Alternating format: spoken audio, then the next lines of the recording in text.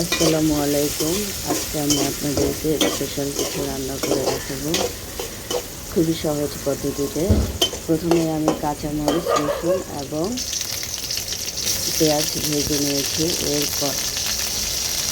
এরপরে দিয়েছি আদা রসুন বাটা, মরিচের গুঁড়ো, হলুদের গুঁড়ো, তারপরে দিয়ে দিব লবণ, এরপরে ধনিয়া গুঁড়া দিয়ে আমি এটাকে হালকাভাবে ভেজে নেব। সামান্য পরিমাণে ভেজে নিয়ে দিয়ে দিব সামান্য পরিমাণে পানি দিয়ে হালকাভাবে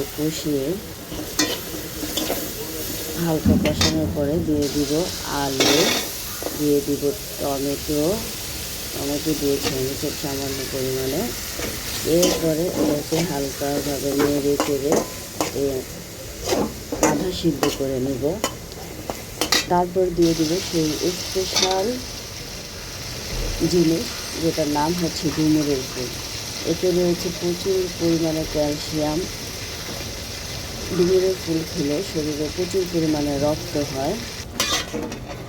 যাদের শরীরে রক্ত কম তারা অবশ্যই ডুমুরের ফুল খেয়ে দেখবেন। এখন এটাকে আমি নেড়ে চেড়ে পানি একেবারেই শুকিয়ে নিয়েছি, দেখুন। এরপরে একেবারে সামান্য পরিমাণে দিয়ে দিলাম ধনিয়া পাতা।